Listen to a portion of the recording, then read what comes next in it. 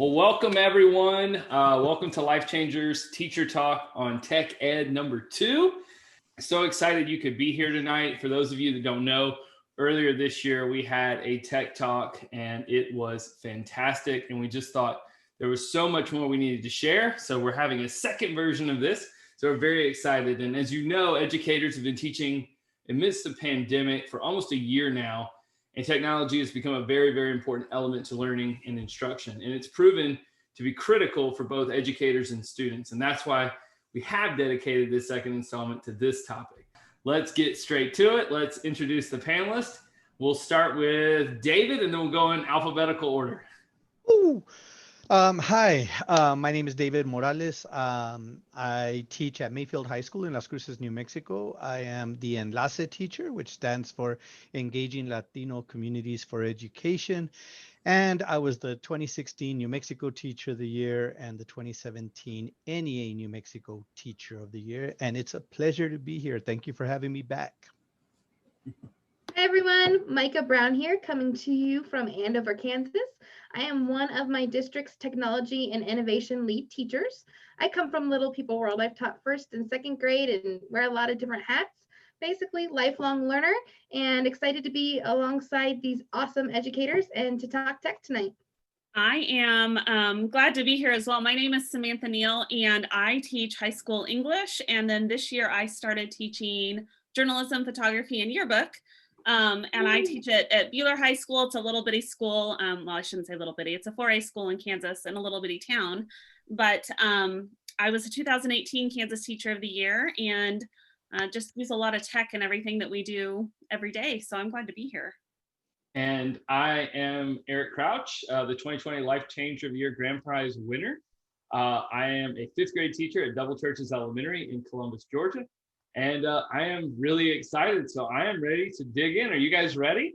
Let's go. So I think it goes without speaking that connections are probably the driving thing right now. I know a lot of educators were really excited for the opportunity, even if it was just to get back in the room. I know for us, we had to teach from home. Everybody was at home. It felt very, very weird.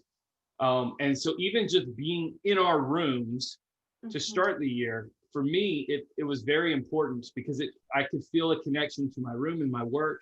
And then when students came back, because we're in a hybrid role, it felt right. Everything else that's going on was weird, but it felt right. And so I want to talk a little bit about connection and maybe how we're using technology to stay connected this time of year. And how are we incorporating different traditions and things that are going on that maybe we would do in person that we're finding ways to do online. I can start and then y'all just jump in whenever. I actually just got, not done because we started it today. One of the traditions some kids in my district do is we visit our senior citizen homes around our community to sing to them and give them things. And with COVID happening, we just can't do that. So tapping into one of their interests, coding, we used Bitsbox, and we are working on currently designing them some digital Christmas cards. We were able to talk to, I don't know if you guys have heard of the website, Random Hacks of Kindness. Is a nonprofit who works together with kids to design apps for nonprofits. So we got to kickstart our unit today with a little Zoom call with her, just to get some advice when you're designing digital things for others and thinking about your audience. And the kids were really hooked. And so then they'll keep working on their Bitsbox app and we'll send them to the senior citizens home where they can hopefully enjoy. So just basically kind of morphing that tradition, if you will, to turn it into something so we're not stopping, but we're just changing a little bit. And then it's always a win when you can pull in outside experts. When we talk about getting outside of the walls of your classroom, bring others in. Oh my gosh, that's incredible. So in one of the traditions in our class in our program is whenever we have a birthday, we do a snowball fight. So it used to be that we would pass around a card and everybody would sign it, and that takes forever. So everybody takes out a piece of paper, they put their name on it, they say, hey, happy birthday to whoever it is. We wad it up and we toss it at the person that's celebrating the birthday, right? So we call it a snowball fight, a birthday snowball fight. Well, obviously we can't do that. So this year, what I decided to do was I didn't want to give up those things that make us us. So I bought a bunch of Christmas cards on Amazon. and not to plug Amazon, but I bought this huge stack. And so at the first week of every month, I figure out who has birthdays and we send them birthday cards. So it's amazing how many kids have sent pictures of them back to me saying, hey, this really meant a lot or whatever. And I never signed it from me, it's from us.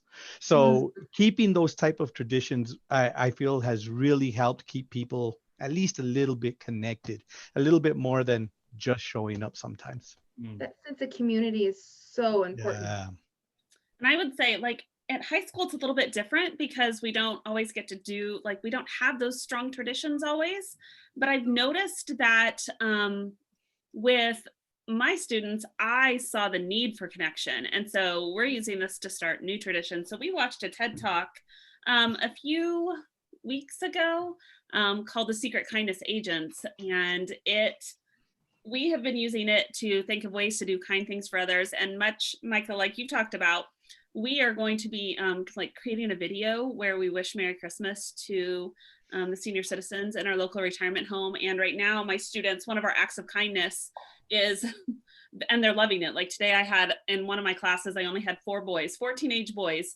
And we are making little yarn hats out of like part of a toilet paper roll so that we can put like sent to you from, the students at Bueller High School. And today my boys were super excited. They're like, can we make hats? And so I think seeing that extra need for them to have connection and purpose is important too. That if we've not had those traditions, that now is the time to really be putting that connection in front of our kids. Yeah, and I like, one of the things we love to do in science is we love to do a lot of different experiments, and a lot of that's changed because of the fact that you need to have one-on-one. Everybody's got to kind of have their own thing if you're going to do it. In other words, they got to watch. And so a lot of times before, we could kind of pass and talk and do some things. And every once in a while, you just kind of stumble upon something and you're doing it. And you're like, oh, wait, let's see if we can get everybody one real quick, because everybody kind of in. And the Zoom kids are looking at it going, oh, what are they doing? What are we doing? And so we have some really cool stuff going on in lower grades where they're working on doing, and I think Diane mentioned this the last time, was more of an outside live thing and trying to use those very common materials, but seeing like we're broadcasting live from outside in the courtyard.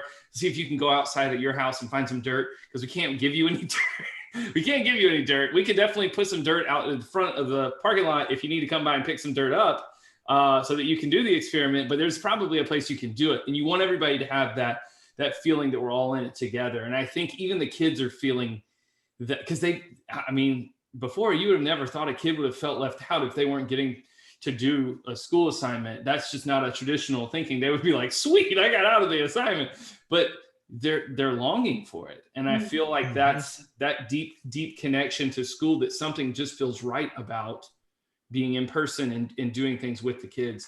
And speaking of which, I'm sure that some things that you've kind of discovered this year have been brought to maybe a surprise delight kind of thing. And maybe Micah, you can shed some light on this, but it seems like we're finding these new traditions and new things that we like to do that are a surprise because they work even maybe more effectively than what we were doing before.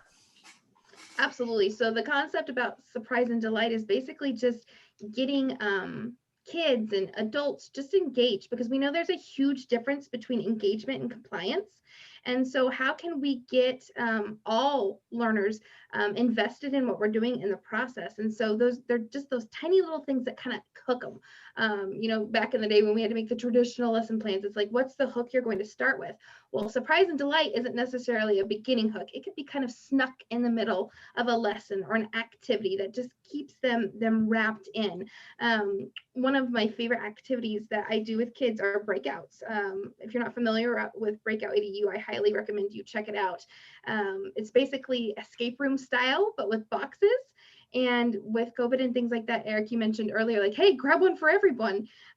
We have talked about how can we kind of morph that, and Breakout EDU's gone digital with some things, and they have different modules for kids. And so we've morphed into, okay, here's a breakout, but hey, surprise, you're actually going to design it for somebody else.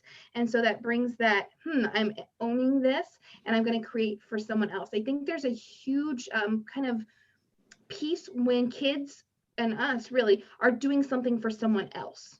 It gives that buy-in, that excitement. And so when you wrap kids into designing their own learning or designing a game like Breakout EDU, that's a surprise and delight. Also turning from traditional things like prizes and things like that. When we do escape our Breakout EDUs, instead of a candy or something like that, I turned it into a tech treat. And so they were able to, that was how I surprised them with like, hey, congratulations, you are cool enough now and you mastered it. You get to go design your own. So that's always tough with those littles. I remember going from those extrinsic rewards to the intrinsic, and the lady next door would have Oreos, and the kids would be like, no, I think you're going to need to stick with the Oreos. The intrinsic is so much better. I know, right? And I think that goes back to the intentionality that we do things with. We have to be intentional with, if they're not getting the Oreos, well, don't let them see the Oreos. But what else can we do to hook them that maybe they prefer the other things versus Oreos? It's like, okay, I know I should eat broccoli, but I really want those Oreos. So what are those intrinsic things that we can intentionally start to put in? That's where surprise and delight comes. Absolutely. What about David or Sam? Anything that you've done this year that just kind of hooked the students in a different way because you were forced to do it and teach it in a way that maybe you weren't used to? So, okay. Is it okay if I go, Sam? Yeah. All right. Thanks. So I've taught VLA for 12 years, so Virtual Learning Academy. So I've done a lot of online stuff, but traditionally it's been very cut and dry. Not a lot of interaction, but just a lot of, all right, you're going to take care of this, because the kids that are signing up for it, have their own reasons to be there, for being there. Now that it's everyone, I've really tried to grow it, like we were talking about, those traditions, that feeling of community, that feeling of connection and relationships. So it's weird. I asked the kids, hey, I'm presenting on Tuesday at this thing. What is it that I do or that other teachers do that you really like? And it amazed me that every day when we jump on, I'm never on camera. When the kids jump on, I'm sharing my screen and it's a GIF, it's a GIF, whatever, depending on how you say it. I don't want to offend anybody. But it's something like that. And it's usually something funny, something, like it's whatever, there's something going on, and then there's music playing. And one of my kids who never responds to anything, I mean, he does all his work and does everything, that way, but he doesn't interact too much in class, responded to the question with, you're the first class of the day for me, and the music and the images always get me up for the day. Doing that kind of stuff. And, and for me, it's all right, we're going to give everybody 2 minutes before we come on. And I'm usually dancing, like I turn my camera on with about 5 minutes left before we start, and I'm jamming, and they're like laughing at me in the chat. And I love it because it creates that sense of, all right, if I can be silly, you can be silly, we can be silly. So I also make announcements. There's some like I use Star Wars intro creator, and they have a couple of other intros like Game of Thrones and stuff, and you can change the text. So it's always like, rise of, Star Wars or Enlace Wars, rise of Enlace, level 3 or whatever. And it scrolls up and it gives them the announcement. This week on the very last line, I said, if you send me a remind message with the word Ubu Scoobu, I'll give you 5 points extra credit. and I go, but don't tell anybody else. And they haven't. It's crazy. Like, people are asking, hey, how do I get the extra credit? Hey, I don't know. And it's amazing. They're not, but it's a lot of fun, and having that fun makes it fun for, if it's fun for me, I know it should be fun for them. You bet. One of the things that like our school has done, and I've helped plan, is we did this thing called Citizenship Day, and we took like 640 kids and teachers, and we went out in our community and helped people. And we're not able to do that on a large scale. But I got to thinking about it, and I took my English classes outside, just kind of paying attention to the needs in my community. And we went and helped 2 local homeowners clean up their yard. And then we brought it back into class, and I had them write simple sentences. Like, I created a Google form, and I said, just give me 5 simple sentences about our day, about your experience, about your kind act. And we brought that back into the ELA part of the classroom. And it was amazing that day. I heard kids say things like, I haven't laughed like this in a long time. I forgot what this feels like. Oh, yeah. And that like broke my heart. But even just how it feels so good to do something for someone. And I just keep coming back to this idea that our kids are so much more than clicks on a computer. then turning in an assignment, turning it in is done, right? And that is what's driving a lot of the things that I'm trying to do in my class right now. So it doesn't necessarily look like your traditional ELA, but we can always tie it into our content. If we can find that way to hook the kids, we can bring in the science and the math or the English. And they really just, they need that break, and they need to be able to walk into our classrooms and be like, so what are we doing today? Where it's not scripted out like Monday's vocabulary, Tuesday's grammar. They need us to keep this fresh for them right now, because the part that isn't fresh is either their learning mode, be it online or hybrid, the every other day. So kids keep asking me, they're like, when do we get to go back outside? When do we get to go do these things? And that'll probably be our next brainstorm is, okay, so we've done this, what else can we do? And making it okay for, I say this a lot, making it okay for middle school and high school teachers who are content-based to just step away for a day with their class and really know the needs of their students and meet those needs, and then come back to the content. I mean, if they're screaming, we need purpose, we need to feel like what we're doing matters to someone, it needs to be okay for us to step away for a day and do something that matters and then bring it back in. Well, I wanted to point out something Catherine brought up in the chat. And she said that, and she was telling you, David, she said that she teaches fourth grade and she has a DJ for the week, and the kid gets to pick out the music, and they're killing it. Yep. And I think that's the kind of stuff that, I think I talked last time about doing a soundboard, which is a little different than that, but nonetheless, it's something that, like, when I kind of killed it off for a little bit so it could rest and then get some new things in. And it's kind of like what you were talking about, David. The kids come back and they're like, hey, where's the soundboard? Like, we missed that. We want that back. Can you bring that back? That other stuff you're doing, can you cut that? Because we want the soundboard. You're like, oh, the soundboard worked. Okay, I didn't know we were feeling it like that. And so you're right, Sam. Those moments where kids giggle and laugh. We had one yesterday. It was just a belly giggle, and I don't even remember what it was. It wasn't anything crazy, but it was just something that somebody started laughing, and it caught on, and everybody started laughing. We had no idea why we were laughing, but we were all red in the face, trying to breathe in our mask and not lose it. And it's just one of those moments where you realize these kids don't want to go home for the rest of the day. They want to stay here. Like, they want to stay here beyond the time. They don't. And it was a great moment in the classroom. And you realize, man, we were having these in August and September prior, and you just don't realize, because everybody was so tense the very beginning of the year. And I think we're now getting to that place where we've got the rhythm, we've got our routines, and we're going to get into some stretching ourselves and later in the conversation. But I want to go back to something we were talking about earlier about staying connected. I know we talked briefly about kids. We talked last time about parents. I want to talk a little bit about colleagues, faculty, professional networks, because obviously, if you're in a hybrid mode or if you're virtual, you're on Zoom all the time, and that can be a little cumbersome. And so I wanted to see if any of you had any professional networks that were doing anything unique to keep engaged with amongst each other and amongst peers and colleagues, to stretch yourself, to grow yourself, to give yourself kind of a moment, and then maybe even share ideas and do things like that. So I wanted to just throw that out there and see if we could touch on that, because I know that we have teachers that are obviously tuning in, and they may be looking for a network or a place to jump in. And I just thought this would be a great opportunity to kind of plug something if you had something. So my buddy Nate Bowling one time told me, he goes, you got to find your squad. Your teacher homie squad, because those are the people, people that are going to uplift you, right? And keep you motivated and keep you going. So I belong to a couple of professional organizations, and we do happy hours. We schedule time that's outside of work stuff so that we can hang out and talk about everything. I mean, it always turns into work because we're teachers and that's what we do, but it's like on our terms, not on anyone else's terms. It's not a PLC. It's not a professional development. It's not a department meeting or a school meeting or anything like that, a staff meeting. It's us talking about the stuff that's worrying us, that we care about, and what's energizing us. And we always try to leave on a positive note, like, hey, what's something good that happened this week? What's something good that happened, in the class or wherever?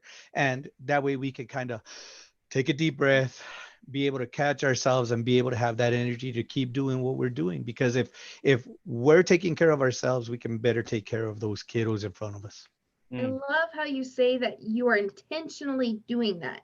And I think that's one of the biggest things is there's only so many minutes in the day. And if we don't intentionally plug places in to fill ourselves, we can't fill others. One of the things that I was intentional about this year that I'm continuing to work and refine with a new colleague this year is to take care of our teachers by intentionally putting into our schedule, go check on X, go check on B. Like, just to say, hey, not like, hey, I need these PLC notes, or hey, how's this kid going? But I want to know about you as a human being. And like you said, David, we're teachers. It's going to turn into school stuff anyway. But a handwritten note, just little things that can build each other up goes a long way. One of my favorite things that I've received this year was a teacher before Thanksgiving had all of her kids put words into Wordle. It's a word cloud generator about me and what they appreciate about me. And I guarantee you it took them like 5 minutes, but what it did to my day when I found that Wordle in my box, I was on cloud 9, and come to find out they did it for every staff member at the school. And so what a great way to get kids involved too, and saying, hey, we need to lift each other up. And it doesn't have to be huge or fancy or gifts or anything like that, but just, hey, I see you and I care about you, but you have to be intentional about that as well. So like I said, my colleague and I, we try to take teachers' plan times and just pop in for like 2 minutes and be like, I see you, I hear you, what do you need?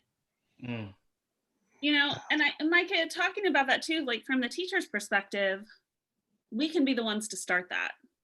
Like, do you know what I mean? We don't have to wait for our administrators, our principals, our superintendents to be the ones to start that.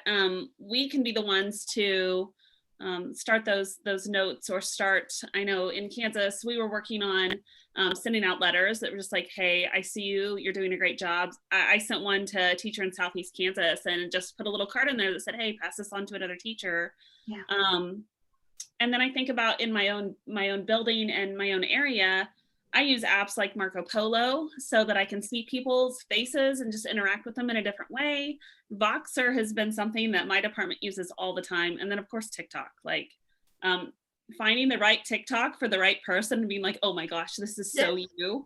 I mean, you kind of get sucked into that rabbit hole, but it's just the idea that you're taking time to think about somebody else, and that we don't need permission to do that from anybody. We just need to act. Don't you find, Sam, and you two fellas, that when you put stuff into other people, you get just as much? Oh yeah. So if I'm feeling a little, if I go check on that colleague and tell her, you know, I noticed this, I walk away feeling a little, that was awesome. So serving others is huge. Yeah, I agree. And I think the thing, David, like when you were saying that about your squad, I think it's important to have like a home-based squad, which would be your school. I think it's also important to have like a neighborhood squad, like have some folks that maybe you're dabbling in, maybe they're retired, they're close, but they're not in it. You know what I'm saying? They're not in your street, but they're in your neighborhood. And then you have your city, and then further out, and knowing where those people are so that you can just kind of tap into different areas. Because sometimes you're going with, somebody once told me that you got people that dream, and then there are people that dream big, and then there are people that dream so big they help others dream, right? Yeah. And sometimes in your building, you look around and that may not be there. And you want to know, where do I go for that? When I see like the potential that my kids have or something like that, I want to go and do something that maybe I haven't seen. And I think it's as simple as just sending people a message. Micah, you mentioned earlier, you were talking with your kids today, doing some new tradition that was called let me say, random hacks of kindness. And you did you Zoom with the lady, Google Meet? And Zoom. Yep. I assume you just messaged her and was like, hey, our kids want to do this. Can we set up a time? So yeah.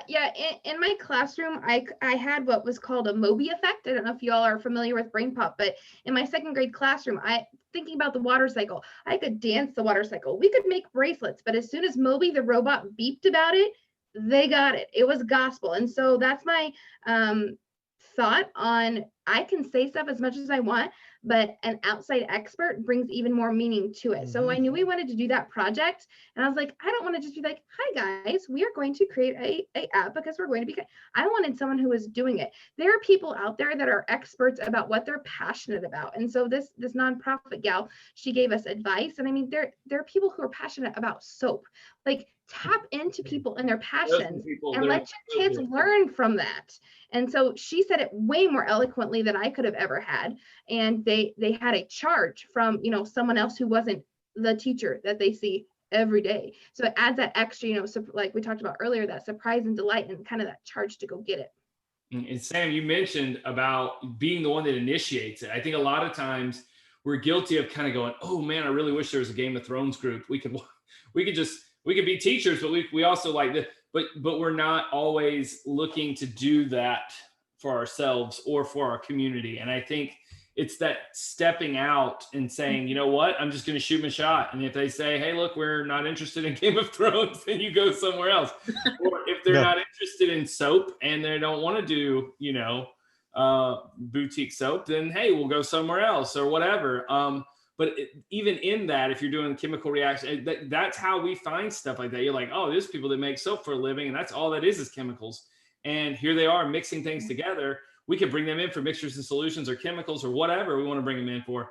And we have no problem sometimes reaching out to them. But when it's for a personal gain, I think that's the part where we don't walk out on the diving board and jump. I think we go up to the diving board and we turn around and go, man, people are watching, you know, maybe not this time. And that's what I love about getting involved in professional networks that kind of, they demystify that barrier. They just get rid of it. And right away, everybody's kind of there going, oh, you teach English? Oh man, I know, I have a friend right over here. Come with me real quick. And then boom, you've connected to an English teacher who then goes, oh, we're going to lunch later. And so it's about finding those moments. And I think a good friend of mine does a lot of Twitter chats. I'm not as much on Twitter. Are any of you guys on Twitter? What would your thoughts be about getting someone jumping on Twitter and trying to find a few people that maybe could turn into a group? Because I think for most parts, you know, people have their people intact in person or on location, but maybe that next group outside of the building to say, I need to stretch myself in a different way. David, any thoughts on jumping into a Twitter chat? Or well, I mean, I think it's always important to try to stretch that, and that's always kind of been my deal. So, you know, I know I seem a little introverted, but not really. I mean, I love meeting new people. Whenever I go somewhere, I try to sit at different tables so I can meet as many different people as possible, because I think it's really important that well, back when we could do that, but just like this, just like here, you know, you guys are part of my squad now. You know, we met the last time, we're working together now. And now I feel like, hey, if I need something, I'm going to hit up Eric. I'm going to hit up Micah and, hey, I need, my teacher over here is having this issue. Do you mind if I connect her to you? And I think when we work well like that, when we share, I think teachers by nature want to share what they're experiencing. I mean, the best PD I've ever been at is us sitting down and talking about, hey, you know what happened in class today? You know what we did? And then them replying, and you're going, oh, wow, that's a great idea. I have never invented anything in my class. I will be the first one to admit that. Everything that I have done in my class, I've seen someone else do, and I tweak it to my personality, because I can't teach. I'm not Eric. I can't teach. I can't teach from Eric.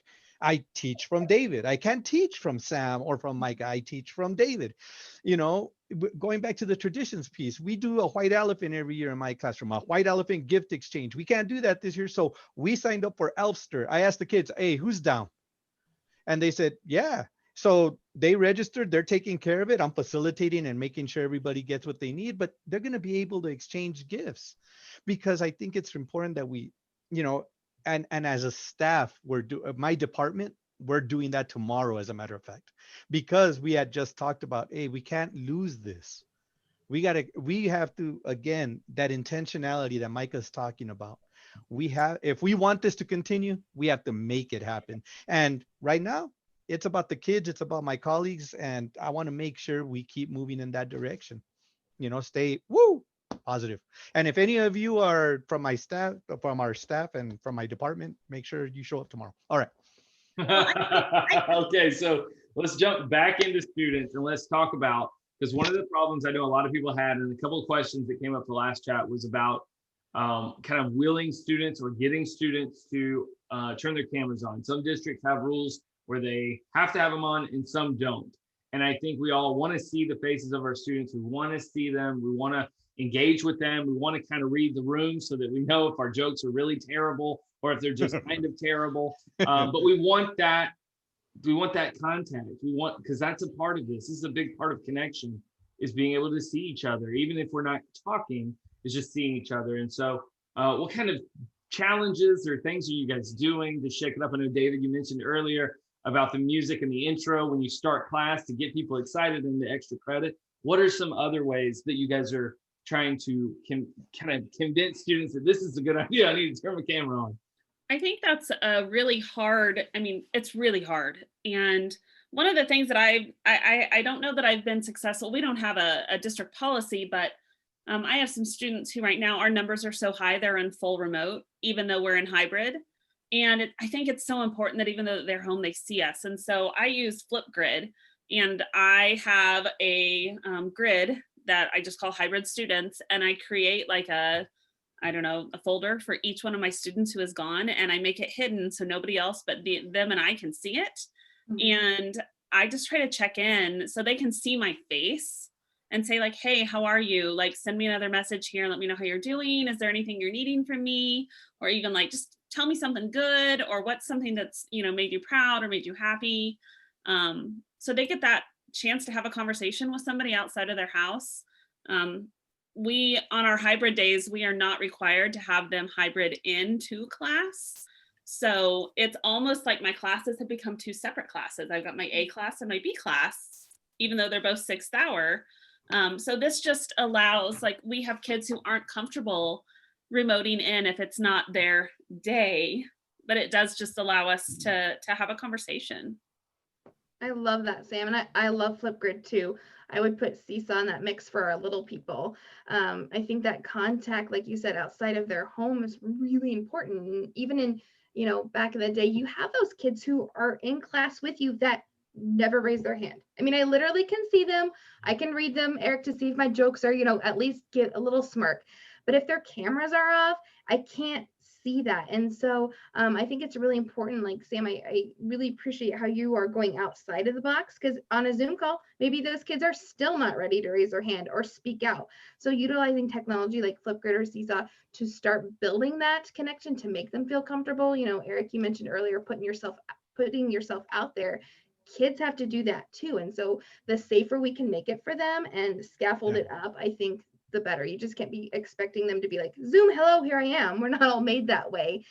So giving them those frequent opportunities to kind of scaffold up, hopefully, to turning on their camera in a bigger setting.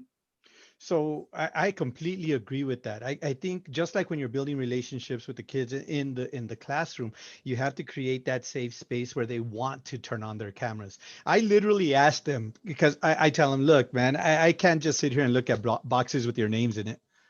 I go, at least, is there one person that's brave enough to turn it on? And usually if one person does it, boom, boom, boom, I'll get 4 or 5. Now, not everybody, because sometimes, they're not in a place where they're not in a place where they feel comfortable sharing, or they're in their kitchen with their headphones on, but everybody's walking around. So, asking them to do that. One, can we play a quick game? Yeah. Okay, so I'm going to ask you to do something for me. So I'm going to ask you a question. All right. And I'm going to ask everybody to not yet. You're going to ask you to turn your cameras off. I'm going to ask you I'm going to ask you a question. And then depending on the question, you'll either turn your camera back on or leave it off. Fair enough? Fair enough. All right. So turn off your cameras real quick. If you are a cat person, turn your camera on. Ooh. All right. Turn them back off.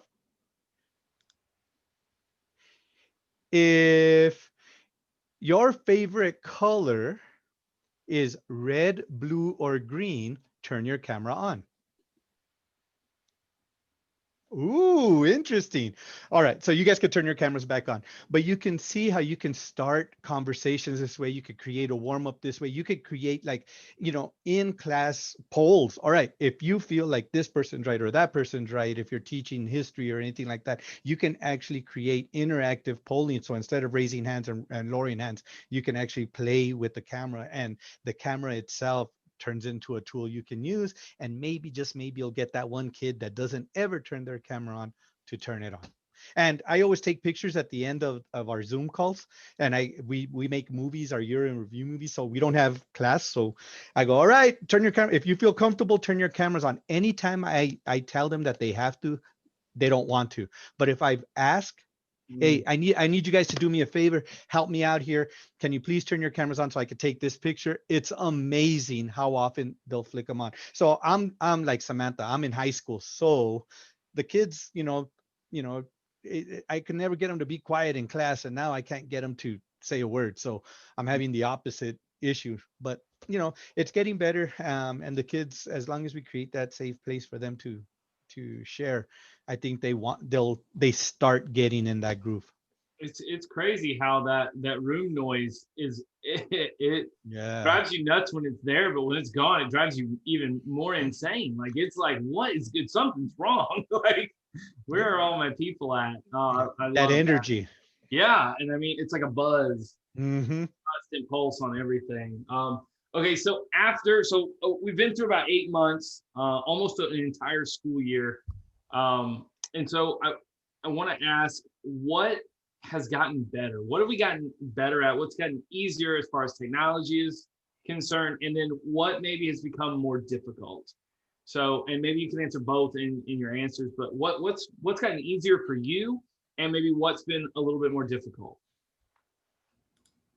I think what's personally, just to be vulnerable here, what's become easier for me is realizing that things change all the time. I was already kind of like, okay, I know things change, but man, we've had a lot thrown at us, and the unknowns. And usually I can be like, okay, I'll push through to this, and then I'll jump over it. But there's really no end in sight with this, and so that's gotten easier. With that, Jimmy Casas has said, we may not get the chance to choose which kids or families to serve, but we do get to decide what kind of climate we want to serve them in. And I've kind of added to that. We may not get to decide what environment we are in when we teach kiddos. We don't have the choice whether, Eric, you mentioned earlier, like being back in my classroom, or, I don't choose that I have to Zoom all these kids with their camera off, but we get to set that stage and set that climate. And so I think for me, realizing that we don't get to choose that stuff, but I get to choose how I act and how I interact with my kids and my colleagues within that environment. So that's gotten a lot easier, and just giving myself that grace, and to just roll with things, and not be afraid if the technology doesn't work. The technology doesn't work. It's not the end of the world, and modeling that for our colleagues and modeling that for our students. I think teachers are feeling a lot of guilt, or a lot of I'm not doing enough. Like, we already didn't feel that, right? But it's just been getting bigger, and things like that. It's okay to continue to have grace, to just roll with things and model failure. I keep thinking about the fact that I have to give myself more and more permission to not have to be the expert, and to use expert resources. Yep. Because this year I've never taken photography. I've never owned a DSLR camera. I've never been in yearbook. I've never been in journalism, but now I'm learning. And I know, right? Like, I think that I've been looking for like YouTubers and TikTokers and ideas that help me say to students, like, hey, let's figure out how to do a sunburst, and sending them on a quest to find good resources. And then we bring it back together. It's taken the pressure off of me to feel like I have to be the one to create everything for them so that I know it's okay. And it's just helped us say, like, I found this really cool video, or here's this cool site that talks about the rule of odds, or, some of these photography composition techniques that, 4 or 5 years from now, I'll have plenty of pictures to pull from. But this year we're learning together, and it's nice to be able to say, like, is this working? Is this not working? What do we need to change? And really take their feedback in, because if we're not asking our kids, our clients, what are we doing? They need us to ask them what they need to. And I love that you do that, Sam, because that empowers them so much. Not, I heard you say like takes the pressure off you, so that's a win, but you're empowering kids too to drive their own learning. And that goes back into that hook and that engagement piece. And speaking of stepping out real quick, I'm going to take a little moment of privilege and just let you know, I am a professional photographer. I've done that for 15 years. I've shot weddings, houses, everything. And we do all kinds of challenges in our 5th grade photography club. And I got to tell you, the dollar store challenge is the best challenge. It's a 5-shot challenge where you find 5 items at the dollar store. You got to incorporate them into a shot, and you are rated by your peers. And it's very similar, Micah, to the Extraordinaires, where the peers rate the cards of which photos they think are the best. And they put their card based on which photo they think has the best of whatever skill you're trying to achieve or accomplish, or whatever you're trying to do. So if you're working on aperture or whatever, but you might come up with like a doily, and somebody's going to turn that into a really cool piece of art where they turn it in, or someone else might use it and bend light and create a really cool shadow or something. And so the idea is just that you get 5 items for $5, and you got to make 5 shots, and you can incorporate them all into one or however. Anyways, point being, this is what we were just talking about. When you share your ideas, other people, David, you mentioned this just a minute ago. When you share your ideas, other people snap in and they go, oh, I know about this. I can share something. And then same thing. And then they grab ideas and they bring it back. And so you'll have my number. You call me anytime you want to talk about anything. Got it. David, what about you? So what's gotten easier? Being able to deliver lessons online. So we meet and we do direct instruction, and being able to go through it, start with like an opening and having consistency throughout the lesson so that the kids know we're going to start with this, we're going to go to this, we're going to go to this, and then we're going to finish with this.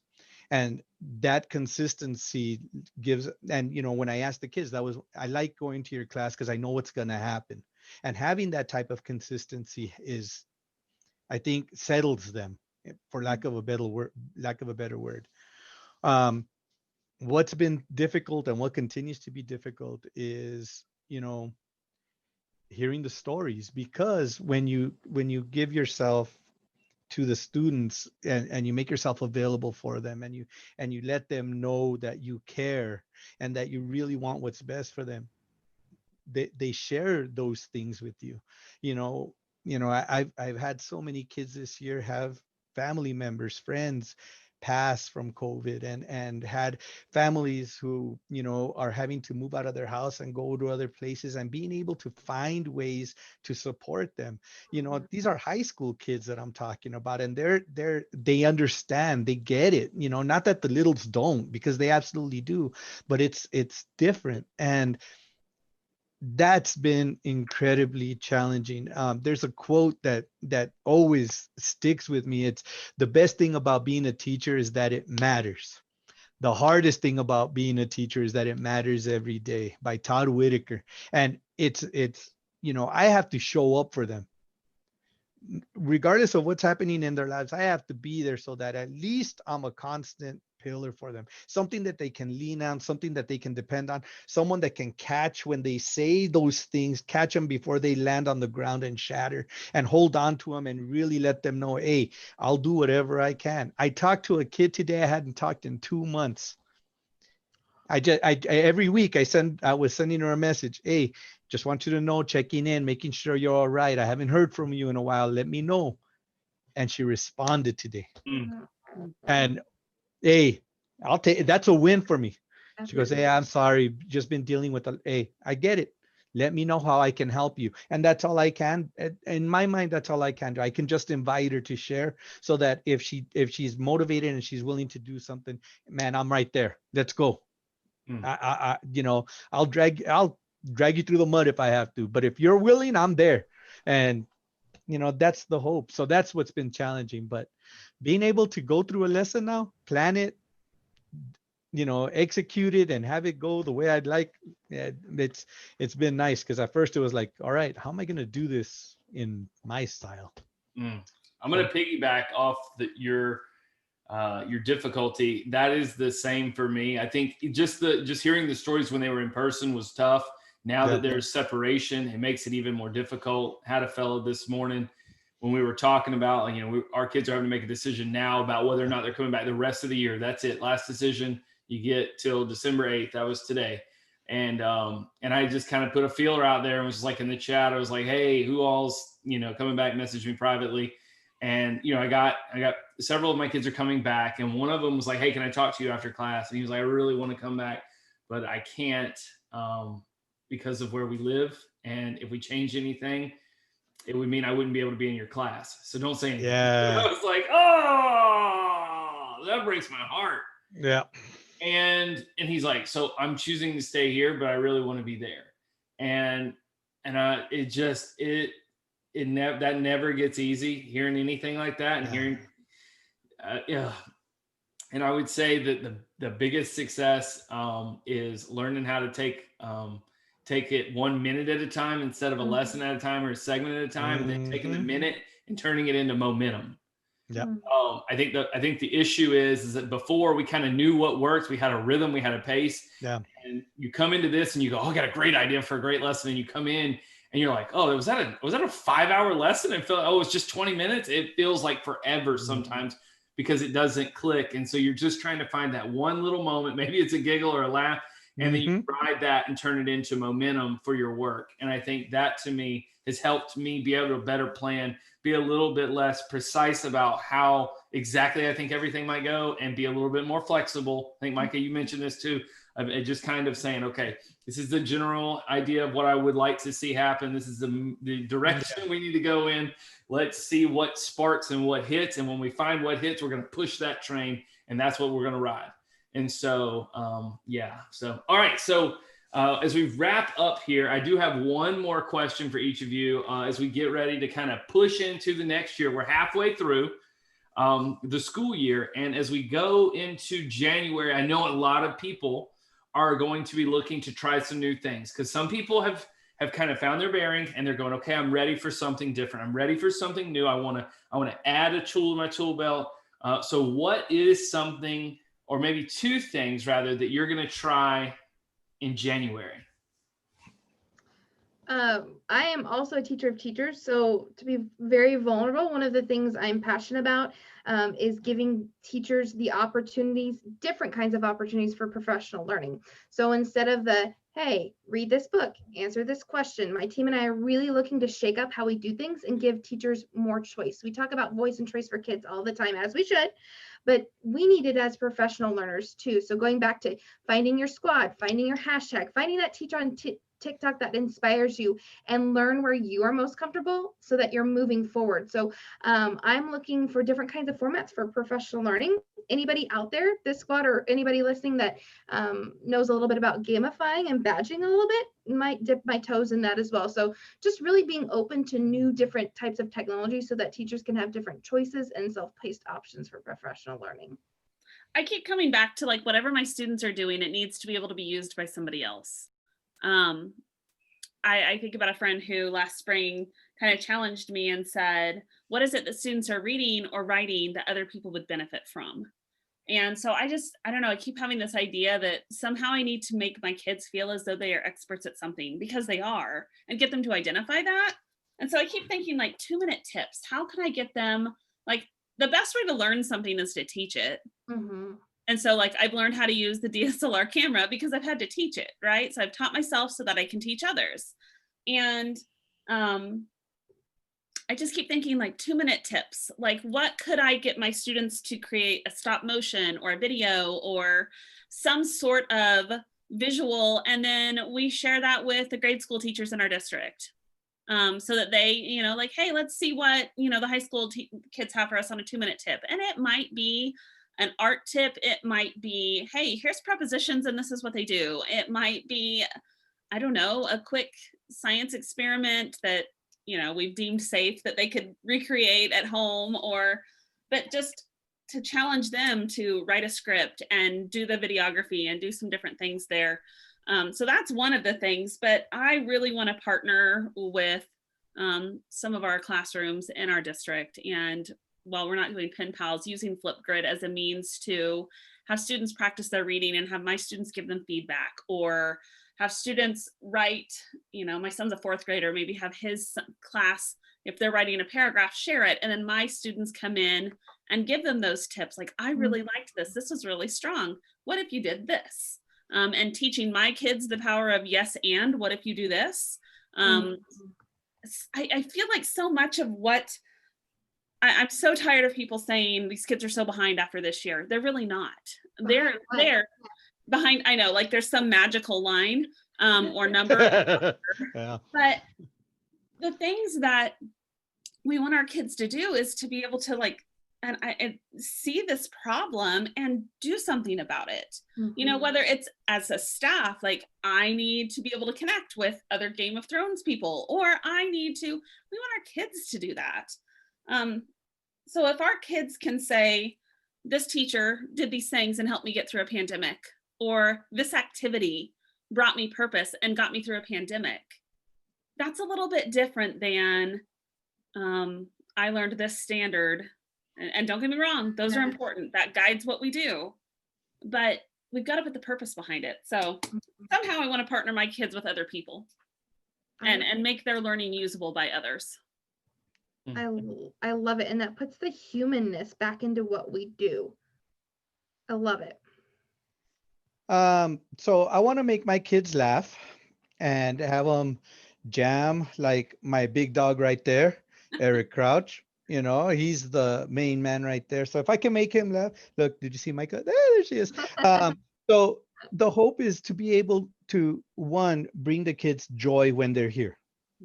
You know, when they're with me, how can I bring them joy? And that's a constant battle, trying to figure out ways to be able to at least lift their spirits before they leave. And, you know, how do I do that? So we talk about, you know, because they're high school kids, you know, happiness and fun are not the same thing. Happiness comes from what, like Sam said, happiness comes from purpose and achievement, getting stuff done. So we used to do all kinds of community service, and right now we can't. So New Mexico is in a hardcore lockdown, you know, so I'm even worried about sending my kids out to do even yard cleanups and stuff, because I don't know what that would mean. I don't think I could handle it if they got sick or something happened.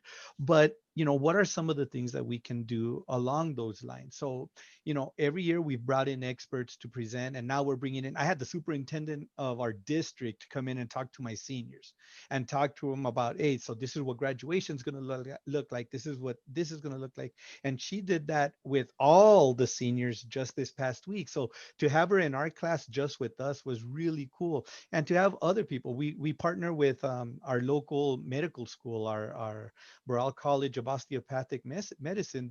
Their students come in and talk to our kids about issues in the medical field that have to do with people of color and what, you know, how they're dealing with that. And to see people that look like them that have reached the level where they're going to medical school is so huge. So, you know, partnering also, but, you know, joy, what does that look like? How can I increase it? And how can I make their days better?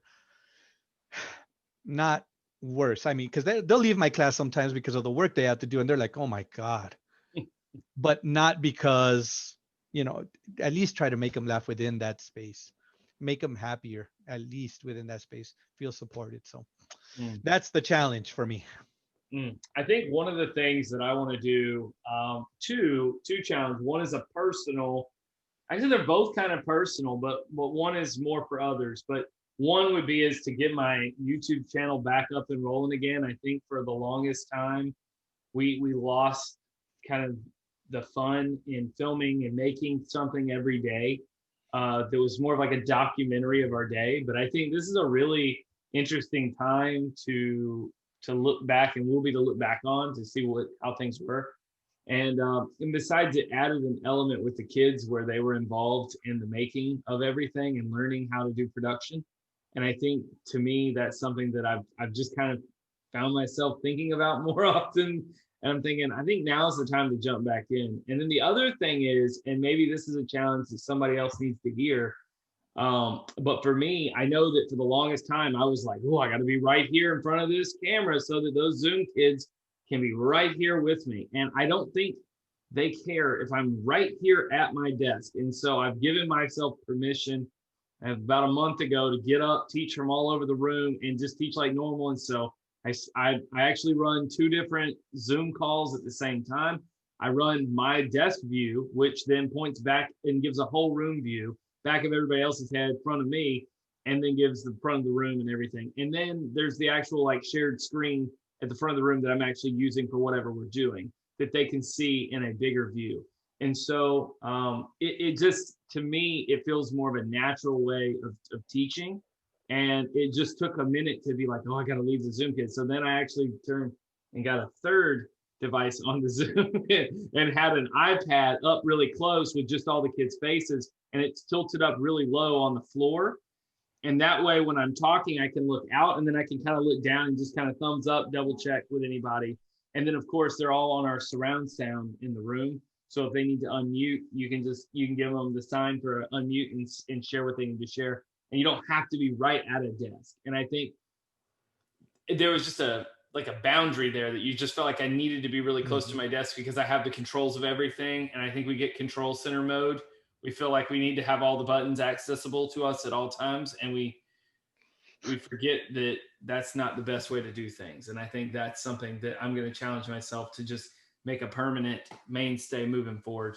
But I want to say thank you to everyone. And as we get to closing out tonight, tons of great ideas, tons of great suggestions, and things to chew on as we go into the holiday season and think about what we want to build on for next year. I really do think a lot of people are going to be ready for some new stuff coming up next year. And I'm really excited to see how people jump in and lean into the second half of the year.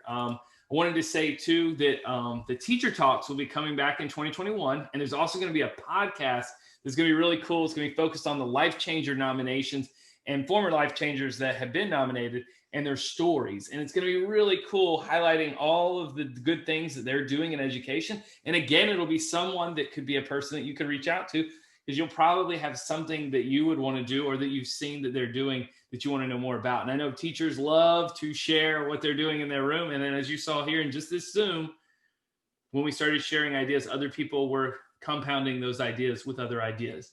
And I think that's the kind of support that we need for each other. And that's a great way to grow that professional network. So I just want to say thank you to everyone again. And I hope you have a great night, and I hope everyone's able to enjoy the holidays, and we will see you guys in 2021. Bye, everyone. Bye, everyone. Bye, everyone.